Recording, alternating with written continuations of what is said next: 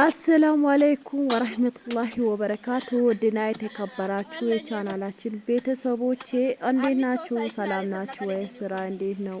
ሁላማን ነው? ሁሉ ሸጋ ነው? እኛ ጋር ሁሉ ሰላም ነው አልሐምዱሊላህ። ለቤቴ አዲስ ሆናችሁ ሰብስክራይብ እና ላይክ በማድረግ አበረታቱኝ። ናችሁ ቪዲዮውን እስከ መጨረሻ አዳምጡት። ባይጠቅማችሁም እንኳን ከፍታችሁ ስራችሁ እየሰራችሁ ከፍታችሁ ተው። ቻናሌ በጣም እየቆዘቆዘ ነው። ምንም ማለት አልችልም እንግዲህ እና ሼር ለሚታቁ ሼር አድርጉልኝ እላችኋለሁ ውዲቶቼ። በመቀጠል ደግሞ እዚህ ጋር ምን እየሰራው ነው? የገጠር ስራ ወደ እናቴ ቤት ነው ያለሁት እላችኋለሁ ውዲቶቼ። ያው የሚታቁት ታቁታላችሁ፣ የምታቁት ደግሞ ይሄ የገጠር ስራ ነው። በቆጮ ነው የሚወጣበት። ይሄ ከዛ እንደዚህ ይደረጋል። ከዛ በኋላ እንትን ይደረጋል። ከዛ ቡላ የሚባል እንትን ምን ነበረ? አረ በአማርኛ ይልኩት ዝም ብዬ ወደ ሚዲያ ወጣው። ገና አማርኛ ሳልችል የገንፎ ወጣበታላችሁ ለውዞች ገና እንደዚህ ተሰካክሎ ምን ተደርጎ ይለበሳል። በ15 ቀን በሳምንት ይበስላል። ከዛ በኋላ ተሰካክሎ በቃ የገጠር ስራ ገጠር ነው። የገጠር ሰው ነው የሚያውቀው። እንግዲህ የከተማ ልታቆቱም ትችላላችሁ። እንግዲህ ገጠርኛ ያደግነበት ነው እላችኋለሁ ውዲቶቼ። ያው ቆጮ ነው ይሄ እንግዲህ እላችኋለሁ ውዲቶቼ። ቻናሌ በጣም ቀዝቅዝ ብሏል እና ላይክ አድርጉ፣ ሰብስክራይብ አድርጉ፣ ሼር አድርጉ፣ ሞቅ አድርጉኝ እላችኋለሁ ውዲቶቼ። በመቀጠል ማለት ፈልጌ ነው ዛሬ አንዳንድ ነገር ላሳያችሁ ብዬ ነው። ያው ሰዎቹ በነገራችን ላይ ካሜራ አይወዱም። ሰው ደግሞ ያለ ፍቃዱ ካሜራ ለማድረግ ለማስገባት ትንሽ ይከብዳል። ብቻ እኔም አላስገባውም። በነገራችን ላይ እኔ ሰው ብዙ አላስገባም፣ ሰው ፍቃደኛ ካልሆነ ማለት ነው። ስለዚህ አላስገባውም። ከዛ ቢላዋ ሰጠችኝ። ከዛ ለሰራ ነው። እናቴ ብዙም አልተደሰተችም። ካሜራ ደቀኝ ስራ ስለሚሰራው በቃ ቢላዋ አንቺ ቅርብኝ ምን ያለችኝ። ለምን ይቀራል? እኔ የምሰራው ስራ አይደለም ወይ? ያው መጀመር መቼስ ከልብሽ አሰሪም ለማለት ፈልጋ ይሁን እኔ እንጃ ብቻ እላችኋለሁ ውዲቶቼ። ያው ካሜራ ብዙም ጥርት አያረግም እንግዲህ ማድረግ አንችልም እላችኋለሁ ውዲቶቼ። እና ይሄን ይመስላል እላችኋለሁ ውዶቼ። ከዛ የጨርሼ ቆራርጬ ምን ብዬ ደግሞ ሌላ ቦታ እሄዳለሁ። ብቻ አንዳንዴ የገጠር ልጅ መሆኑ ደስ ይላል። እንግዲህ እላችኋለሁ ጨረስኩት። ከዛ በኋላ ከኋላ ያናገረችኝ ያው ምን እንደምንቀጥ አያውቁም ብዙም መቼም ያው ሰው ቅረጪ ላፍልኝ ብሎ ነው ምናምን ያልኳት። ያው ብዙ ካሜራ አላስገባውም እና ወደ ሌላ እንትን ሄድኩት። እዚህ ጋር ደረስኩት። ይሄ ቆሻሻ ይወጣል። ከዛ በኋላ ያው በነገራችን ላይ በስልጥኛ አምቾ ኢሊያን ነው። በስልጥኛ በእንትን በአማርኛ ምን እንደሚባል አላውቀውም። ብቻ እንዴ አማርኛ ስተቂ ነው ወደ ሚዲያ ላይ ወጣሽ እንጂ ምን አይነት ነሽ ምናምን እንዳትሉ ብቻ ያው እንግዲህ ሰው በእናቱ ሆድ ለምዶ አይወጣም መቼም። ሁሉም ነገር ቀስ በቀስ ሆኖ ነው የሚለምደው።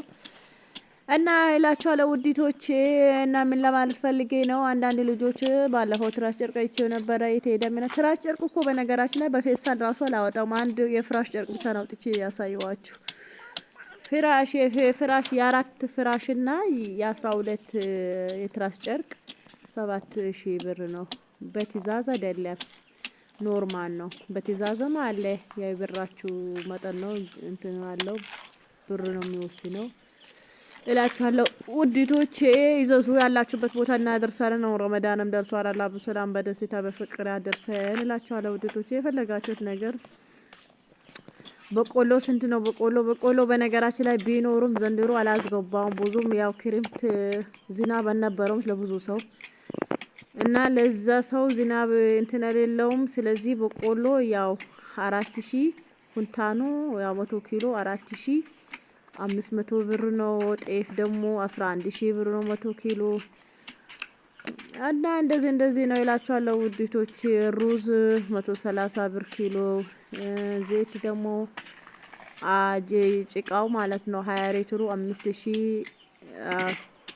5200 ብር እንደገና ደግሞ ዱቄት 50 ኪሎ ዱቄት ደግሞ 5200 ብር እና አሁንም ደግሞ ምንድነው ያው ቡና 1100 ብር ነው መሰለኝ እሱ ከገዛሁት አንድ 15 ቀን ሆና ለሌላ ሰው ገዝቼው ነበረ ቅሽሩ ቡናው ማለት ነው። ያው ሰባራ አለ የተለያየም አለ። ያው እኔ የምጠጣውም ትንሹ ነው የ30 ብር ሰው ባለው ነው የሚኖረው። እኔማ የቅሽሩ ቦታ አልገባም ውድቶቼ ያው ዝም ብሎ ነው መጠጣ እላቸዋለሁ። ውድቶቼ የ30 ብር ቡና ነው መጠጣ እና የዘዞ ሱካር ደግሞ 170 ብር ገብቷል።